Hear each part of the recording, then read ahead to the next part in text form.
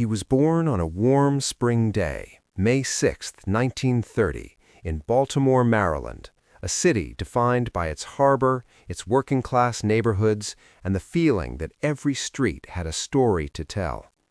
He grew up among ordinary things: baseball games in summer, school books in winter, family dinners on Sundays. Nothing about his early years suggested the extraordinary turn his life would one day take. He was a young man of humble beginnings, with dreams and hopes that mirrored those of countless others, shaped by quiet streets and early mornings full of possibility. When he enlisted in the United States Army, he wasn't seeking glory or recognition. He simply answered the call, a quiet decision to serve, rooted in a sense of duty and a wish to do his part in a world that seemed increasingly uncertain. After rigorous training, he was assigned to Company C, 35th Infantry Regiment, 25th Infantry Division, and sent across the Pacific to a land most Americans then knew little about: Korea. It was August 1950 when he arrived. The Korean War had erupted that June, and forces from the north had pushed deep into the south, capturing cities and overwhelming defenses. American soldiers were dispatched to reinforce positions and stabilize a rapidly deteriorating situation. But the landscape they found was unforgiving: miles of rugged terrain, steep ridges, and sprawling rice fields that offered little cover. Each step forward was a reminder that this was not abstract history, but a living, breathing conflict that demanded everything from those who fought. In mid-September, his unit was ordered to seize a strategic ridgeline near Saga, a jagged, saw-tooth crest rising above fields and hills. To the enemy, it was a strong defensive position. To Jecelin and his men, it was a necessary foothold if they were to stem the tide and open a path forward.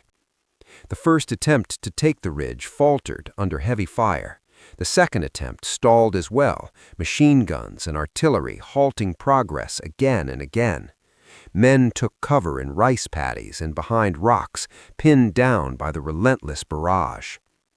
It was in that crucible that Jecelin's character, not a tale of legend, but the simple clarity of leadership under fire, began to emerge. He didn't have time for fear.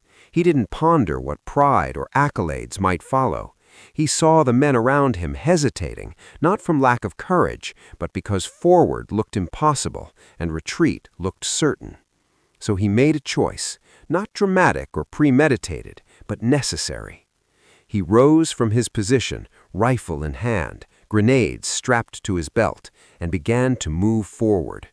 With a steady voice, he urged his platoon to follow, drawing attention and enemy fire toward himself so others could find relative openings.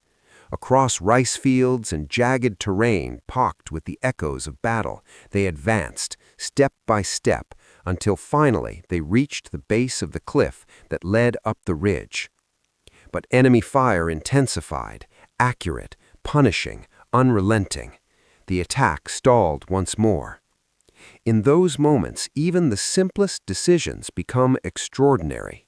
He didn't hesitate. He didn't weigh options. He just acted. He rose from his position, rifle in hand, grenades strapped to his belt, and began to move forward. He rallied his men again, firing his rifle, tossing grenades into hostile positions, urging them to the crest. They reached the top and engaged the defenders in brutal close combat, bayonet to bayonet, hands locked with uncertainty and urgency, each moment a matter of survival.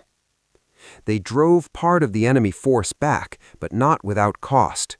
The platoon was forced to disperse for cover under fire from a hidden self-propelled gun, a weapon brutal in its efficiency, pinning them down once again. It was here that Jecelin's defining moment arrived. Amid the chaos, an enemy combatant, camouflaged, unseen until the last second, lobbed a grenade directly into the gathered soldiers. In the instant before explosion, decisions must be instinctive, too fast for thought, yet somehow crystal clear. Without hesitation or a second thought about his own life, he dove toward the grenade and covered it with his body. The blast ripped through the air. He absorbed the explosion. He did not survive, but the men around him did. His sacrifice was not noted with fanfare at the moment. There was fighting to continue, positions to secure, and orders to follow. But for those he saved, the memory was immediate and indelible. They saw a young sergeant who did not simply give orders, but gave himself so they might live. It was this act, not loud with noise, but deep with humanity, that echoed long after the guns fell silent.